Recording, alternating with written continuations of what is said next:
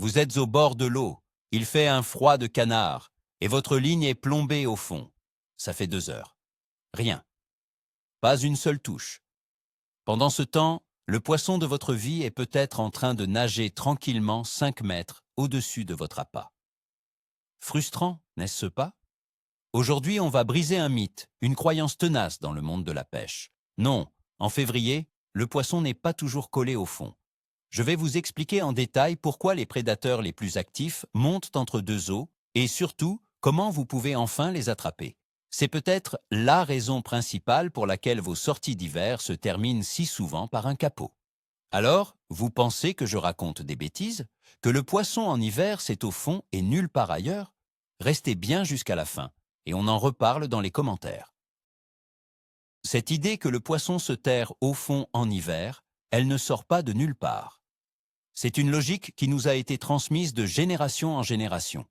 L'eau est froide en surface, donc le poisson descend chercher une température plus stable, plus clémente. Il est moins actif, il économise son énergie, donc il reste posé, attendant que ça passe. C'est ce qu'on a tous appris. On a tous en tête l'image du pêcheur opposé, patientant des heures durant. Le problème, c'est que cette vision est simpliste. Elle ne prend pas en compte la physique de l'eau, la chaîne alimentaire et le comportement réel des prédateurs.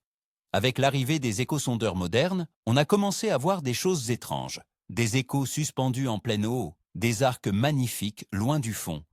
Mais par habitude, beaucoup d'entre nous continuent de pêcher comme on l'a toujours fait, en ignorant ces signaux. On se dit que ce sont des poissons inactifs, alors que c'est souvent tout le contraire. Alors, commençons par le commencement. Le grand mythe du fond comme abri ultime. On nous a tous dit, et on se le répète en boucle, qu'en hiver, l'eau est froide, le poisson est léthargique, et donc, il descend au fond. Pourquoi? Parce qu'on s'imagine que le fond est une sorte de refuge, une couette un peu plus chaude, où le poisson attend patiemment le retour des beaux jours. C'est une image qui a du sens, elle est rassurante pour le pêcheur. On se dit qu'en posant notre appât sur le fond, on est forcément dans la bonne zone, là où ils sont tous regroupés. C'est la pêche de la patience, la pêche de l'attente. On voit ça dans tous les vieux manuels, on l'entend de la part des anciens au bord de l'eau. Et pendant des années, ça a fonctionné, ou du moins, on a cru que ça fonctionnait. On prenait un poisson de temps en temps et on se disait que c'était normal, que l'hiver c'était difficile. Mais si cette croyance était en fait la raison principale de nos échecs? Et si ce fameux fond était en réalité un véritable désert à certaines périodes clés? L'idée n'est pas de dire que c'est toujours faux, mais de comprendre que ce n'est pas une vérité absolue. C'est une habitude, une zone de confort pour le pêcheur, bien plus que pour le poisson. Maintenant, parlons un peu de science, mais simplement. C'est la vérité sur la température de l'eau en hiver. On pense que l'eau la plus chaude est au fond. C'est souvent faux. L'eau a une particularité physique étonnante. Sa densité maximale est atteinte à 4 degrés Celsius. Qu'est-ce que ça veut dire? En hiver, quand l'air refroidit la surface du lac, l'eau de surface devient plus froide, par exemple à 1 ou 2 degrés. Cette eau est moins dense que l'eau à 4 degrés. Donc, au lieu de couler, elle reste en haut. La couche d'eau la plus chaude, ou plutôt la moins froide, celle à 4 degrés, va se retrouver coincée entre la surface glaciale et le fond qui peut être encore plus froid, surtout dans les zones peu profondes. Ce phénomène s'appelle la stratification inverse. Concrètement, ça veut dire qu'il peut y avoir une zone de confort thermique pour le poisson, non pas sur le fond, mais à 3, 4 ou 5 mètres de profondeur. C'est là que la vie va se concentrer. Pêcher au fond, c'est donc pêcher dans une zone potentiellement plus froide et moins confortable pour le poisson que la pleine eau. Un autre facteur encore plus important que la température, c'est l'oxygène. L'oxygène, c'est le vrai moteur du poisson. Sans oxygène, pas de vie, pas d'activité. Or, que se passe-t-il au fond d'un plan d'eau en hiver? Il y a beaucoup de matières organiques en décomposition. Des feuilles mortes, des algues de l'été, etc. Ce processus de décomposition consomme énormément d'oxygène. Dans certains lacs ou étangs, surtout s'il n'y a pas beaucoup de courant, la couche d'eau la plus proche du fond peut devenir très pauvre en oxygène, voire anoxique. Un poisson, même s'il cherche le repos, ne va jamais rester dans une zone où il peine à respirer. Il va donc naturellement monter un peu dans la colonne d'eau pour trouver une couche plus riche en oxygène, là où il se sentira mieux. C'est une question de survie.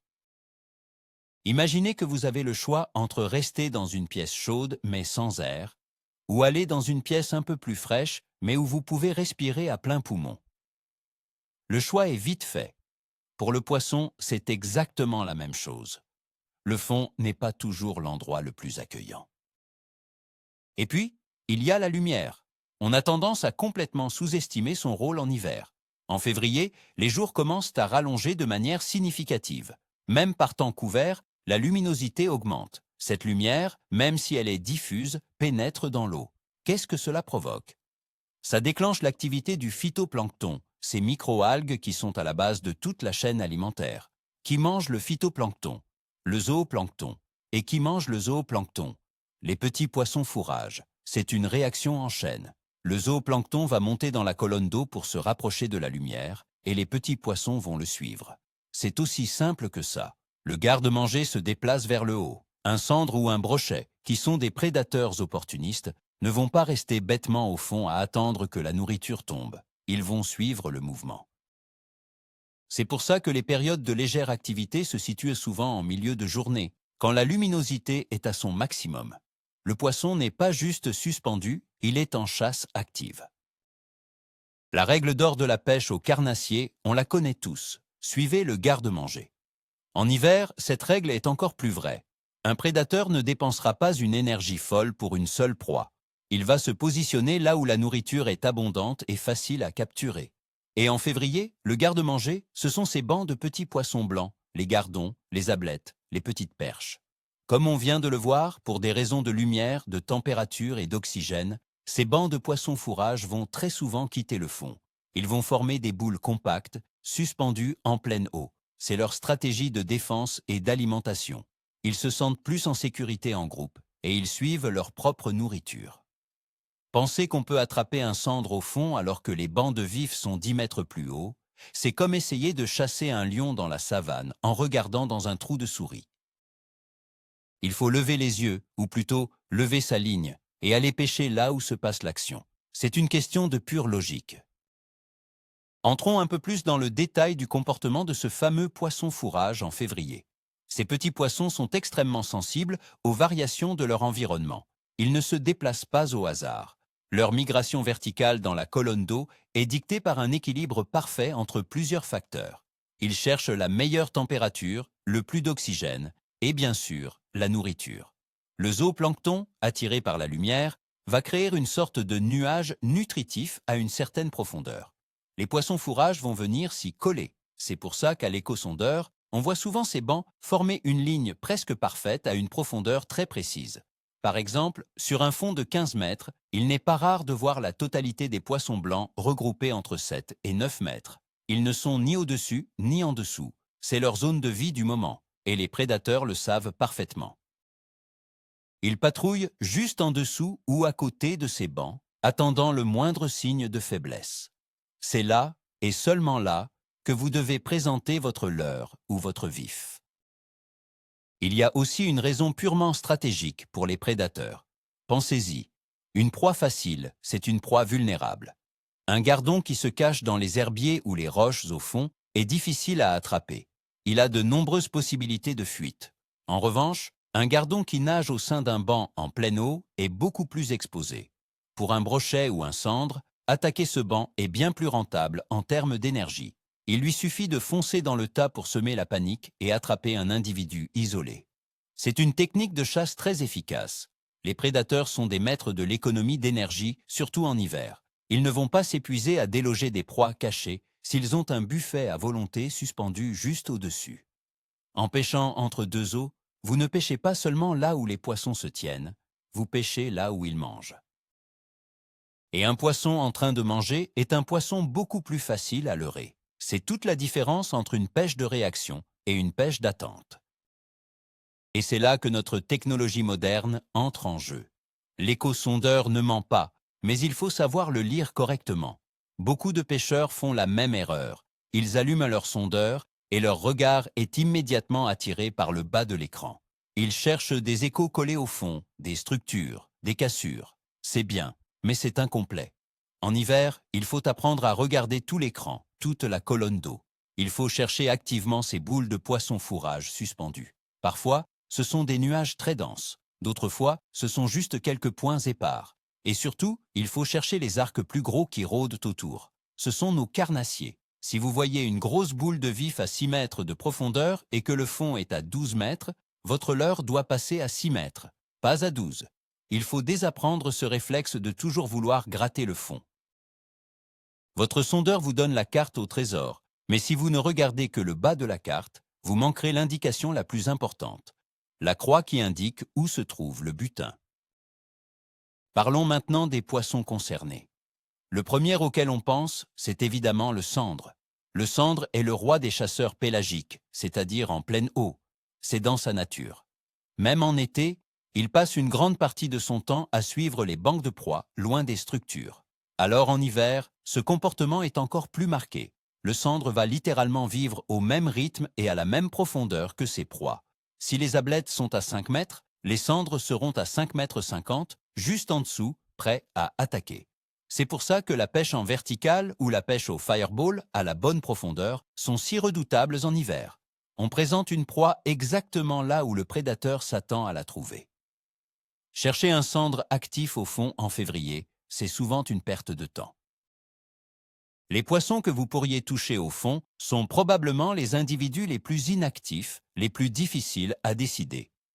Les poissons actifs, ceux qui ont faim, sont là-haut, en train de chasser. Et le brochet, alors? On a l'image du brochet comme un poisson de poste, un embusqué, caché dans sa branche ou son herbier, attendant qu'une proie passe à sa portée. C'est vrai, mais ce n'est qu'une partie de la vérité. Les gros brochets, en particulier, ne sont pas si sédentaires qu'on le croit. En hiver, quand les herbiers ont disparu et que les caches se font rares, ils adoptent aussi un comportement de chasse en pleine eau. Pourquoi? Encore une fois, pour une question de rentabilité énergétique. Suivre un énorme banc de gardons ou de perches suspendues est bien plus intéressant que d'attendre des heures une proie hypothétique. Le brochet va donc quitter les bordures et le fond pour patrouiller en pleine eau. Il n'est pas rare de prendre des brochets maîtrés sur des plateaux, à des centaines de mètres des berges, en pêchant le sandre entre deux eaux. Ils sont là, pour la même raison. C'est là que se trouve la nourriture. Il faut donc sortir de cette image d'Épinal du brochet embusqué et accepter qu'il puisse être un chasseur nomade. N'oublions pas la perche. La perche est un poisson grégaire qui chasse en meute, et leur comportement en hiver est fascinant. Les bancs de grosses perches vont activement traquer les boules de petits vifs. Quand elles attaquent, c'est une véritable frénésie. Elles encerclent le banc de proie et attaquent de toutes parts. Et bien sûr, ces attaques ont lieu là où se trouve le banc, c'est-à-dire, très souvent, entre deux eaux. Parfois, on peut même repérer leur activité grâce aux oiseaux. Si vous voyez des mouettes ou des cormorans qui plongent en plein milieu du lac, c'est souvent le signe qu'une chasse est en cours juste sous la surface. Les perches font remonter les petits poissons qui deviennent des proies faciles pour les oiseaux. C'est un indice en or. Si vous voyez ça, foncez-y et lancez des petits leurres souples ou des lames vibrantes en les laissant descendre à la bonne profondeur. Vous pourriez tomber sur le jackpot. Là encore, le fond n'a aucun intérêt dans cette situation précise. Ce comportement n'est pas exclusif aux lacs de plaine et aux carnassiers classiques. Prenons l'exemple de la truite en lac de barrage. En hiver, les truites aussi vont suivre ce schéma. Elles se nourrissent beaucoup de petits vairons ou d'alevins. Ces proies, pour les mêmes raisons que les gardons, vont se regrouper en pleine eau à des profondeurs spécifiques. Les truites, et notamment les très grosses truites arc-en-ciel ou les farios de lac, vont donc patrouiller à ces mêmes profondeurs. C'est pourquoi les techniques de pêche à la traîne lente, avec des leurres qui évoluent à une profondeur contrôlée, ou la pêche au vairon maniée en pleine eau, peuvent être incroyablement efficaces. On pense souvent à la truite comme un poisson de rivière, mais en lac, elle adopte un comportement de prédateur pélagique, tout comme un sandre. Il faut donc s'adapter et ne pas rester bloqué sur les techniques de pêche en bordure. Le cœur du lac est souvent bien plus productif.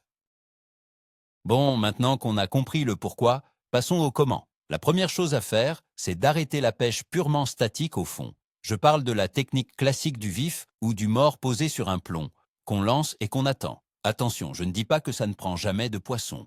Mais en faisant ça, vous ne pêchez que sur une seule dimension. Vous ciblez une zone de quelques mètres carrés, à une seule profondeur. Vous vous privez de 99% de la colonne d'eau. C'est un peu comme jouer au loto avec un seul numéro. Si par un hasard incroyable, un poisson actif passe exactement à cet endroit, vous le prendrez peut-être. Mais la plupart du temps, l'action se passe bien au-dessus de votre tête, ou plutôt de votre montage. Il faut donc passer à des techniques plus actives, qui permettent d'explorer la hauteur d'eau. La pêche en hiver n'est pas une pêche d'attente, c'est une pêche de recherche. Une des meilleures techniques pour ça, c'est la pêche en verticale. Mais attention, la verticale, ça ne veut pas dire taper bêtement son leurre sur le fond, c'est justement tout le contraire. Quand vous avez repéré un écho de poisson ou une boule de vif à, disons, 8 mètres de profondeur sur un fond de 15, la technique est simple. Vous descendez votre leurre souple ou votre fireball jusqu'à 9 mètres. Puis vous le remontez très lentement jusqu'à 7 mètres. Et vous recommencez. Vous animez votre leurre uniquement dans la strike zone, la zone d'activité. C'est d'une précision chirurgicale. Vous passez votre temps là où les poissons sont actifs. C'est infiniment plus efficace que de balayer une zone morte. Il faut utiliser son échosondeur, non pas comme un simple indicateur de profondeur, mais comme un véritable GPS qui vous dit où et comment pêcher. La verticale, c'est l'exploration de la troisième dimension. Et pour ceux qui ne pêchent pas en bateau ou qui préfèrent des techniques plus traditionnelles, il y a une solution formidable, le grand retour de la pêche au flotteur. Mais pas le petit bouchon pour la friture. Je parle d'un flotteur coulissant qui permet de pêcher à des profondeurs très précises. Imaginez que du bord, vous pêchez une zone de 10 mètres de fond. Votre sondeur, si vous en avez un, ou votre connaissance du poste, vous indique que les poissons se tiennent souvent vers 5 ou 6 mètres. C'est très simple. Vous réglez votre stop float pour que votre vif ou votre mort manié évolue exactement à cette profondeur. C'est ce qu'on appelait autrefois la pêche à la dandine. C'est une technique d'une efficacité redoutable, car elle permet de présenter un appât de manière très naturelle, immobile, pile dans la zone de chasse des prédateurs. C'est bien plus logique que de le poser au fond, là où il sera invisible pour les poissons qui chassent au-dessus. Pour les adeptes de la pêche au leurre du bord, la solution s'appelle le linéaire lent, mais à la bonne hauteur. L'erreur classique est d'utiliser une tête plombée trop lourde. On lance, on attend que ça touche le fond et on ramène. En faisant ça, on pêche les 2 premiers mètres au-dessus du fond, tout au plus. L'astuce consiste à utiliser une tête plombée beaucoup plus légère que d'habitude. L'idée, c'est de pouvoir faire nager son leurre très lentement tout en le maintenant à une profondeur intermédiaire. Pour ça, il y a la technique du countdown, le compte à rebours. Vous lancez et vous comptez les secondes pendant que le leurre descend. Par exemple, vous savez qu'avec cette tête plombée, votre leurre descend d'1 mètre toutes les 2 secondes. Si vous voulez pêcher à 4 mètres, vous comptez jusqu'à 8 après l'impact et vous commencez votre récupération. C'est une méthode qui demande un peu de pratique, mais qui permet de cibler très précisément la bonne couche d'eau. Un autre élément absolument crucial à prendre en compte, c'est la météo. Le comportement des poissons suspendus est très lié aux conditions météorologiques. Les périodes les plus propices à ce phénomène sont souvent les journées d'hiver anticycloniques, c'est-à-dire un temps stable, avec une pression atmosphérique élevée, peu de vent et idéalement un peu de soleil, même voilé. Ces conditions favorisent la stratification de l'eau et l'activité du plancton. C'est à ce moment-là que les poissons vont le plus monter dans les couches d'eau. À l'inverse, l'arrivée d'une grosse dépression, avec du vent fort, de la pluie ou de la neige, va souvent casser ce schéma. Le brassage de l'eau va homogénéiser les couches, et les poissons auront tendance à redescendre et à se rapprocher des structures ou du fond. Il faut donc apprendre à lire le ciel autant que son échosondeur. Une belle journée d'hiver calme, c'est une invitation à aller chercher le poisson en pleine eau. L'heure de la journée, ça compte aussi, et c'est très logique. Quand est-ce que la luminosité est la plus forte en hiver? En milieu de journée, entre 11 heures et 15 heures environ. C'est à ce moment-là que la lumière pénètre le plus profondément dans l'eau, et donc que l'activité de la chaîne alimentaire est à son maximum. C'est souvent le pic d'activité pour les poissons suspendus. Tôt le matin, à la levée du jour, il est possible que les poissons soient encore un peu plus bas, voire proches du fond, avant que le moteur solaire ne se mette en route. Et le soir, l'activité peut continuer un peu après le coucher du soleil, mais les poissons auront tendance à redescendre progressivement. Donc, si vous n'avez que quelques heures pour pêcher en hiver, concentrez vos efforts sur le cœur de la journée. C'est souvent là que tout se joue, surtout pour cette approche spécifique de la pêche entre deux eaux. Ne vous découragez pas si le début de matinée est calme. Pour que ce soit plus parlant, imaginez une sortie concrète. Vous arrivez sur un grand lac en plein mois de février. Il fait froid mais beau. Votre premier réflexe, c'est de pêcher une cassure bien marquée, de 15 à 20 mètres de fond. Vous passez 1 heure à pêcher en vertical, en grattant le fond. Rien. Pas une touche, pas un écho. Vous êtes sur le point de changer de poste, découragé. Mais au lieu de ça, vous décidez de mettre le moteur et de naviguer sur le plateau voisin, une grande zone plate de 12 mètres de fond. Et là, sur votre écran, vous voyez quelque chose d'incroyable. À 6 mètres de profondeur, une énorme boule de poisson blanc, et en dessous, 3 ou 4 gros arcs magnifiques. Vous arrêtez le bateau, vous descendez votre leurre à 7 mètres, et à la première animation, c'est la touche. Une touche violente, franche. C'est un superbe cendre. Vous venez de comprendre. La pêche n'était pas sur la structure évidente, mais en plein milieu de nulle part, là où se tenait la vie. Le dernier conseil, et c'est peut-être le plus important, ne négligez jamais un écho bizarre sur votre sondeur. On a tendance à chercher des images parfaites, des arcs de cercle de livres scolaires. Mais la réalité est souvent différente. Parfois, un gros poisson suspendu et peu actif ne marquera que comme un simple trait ou une petite tache floue. Si vous voyez une information quelle qu'elle soit, qui se détache du bruit de fond habituel et qui se trouve à une profondeur intermédiaire, insistez dessus. Passez plusieurs fois avec des leurres différents, changez de couleur, de vibration. Faites une pause juste au-dessus. Proposez-lui quelque chose de facile. C'est souvent cet écho anodin que beaucoup de pêcheurs ignorent, qui se révèle être le plus gros poisson de la journée. La pêche en hiver demande de la curiosité et de l'obstination. Il faut croire ce que l'on voit à l'écran, même si ça va à l'encontre de nos vieilles habitudes.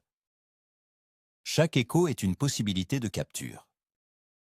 Donc, pour résumer tout ça, arrêtez de vous obstiner à pêcher systématiquement sur le fond en février. La physique de l'eau avec sa stratification, la chaîne alimentaire qui remonte vers la lumière, le comportement des prédateurs qui sont des opportunistes, tout nous pousse à lever la tête, à regarder ce qui se passe entre deux eaux. Le plus grand retournement de situation, le moment où tout bascule, c'est de comprendre que le fond n'est pas toujours une zone de confort pour le poisson en hiver. C'est parfois même une zone hostile, pauvre en oxygène, et bien moins intéressante que la pleine eau où se trouvent les gardes-manger. Cette simple prise de conscience peut littéralement transformer vos sorties hivernales ratées en véritables cartons. Il s'agit simplement de pêcher là où le poisson mange, et non là où on suppose qu'il se repose. Merci beaucoup d'avoir regardé cette vidéo jusqu'au bout. J'espère sincèrement que ça va vous aider au bord de l'eau. Si c'est le cas, n'oubliez pas de mettre un gros pouce bleu, ça soutient énormément la chaîne. Et bien sûr, abonnez-vous pour ne rien rater des prochaines astuces. Et maintenant, c'est à vous. Quelle est votre expérience avec ça? Avez-vous déjà remarqué ce phénomène des poissons suspendus en plein hiver? Ou est-ce que pour vous, la pêche au fond reste et restera la seule valeur sûre? Racontez-moi tout ça dans les commentaires, j'ai vraiment hâte de vous lire et d'en discuter.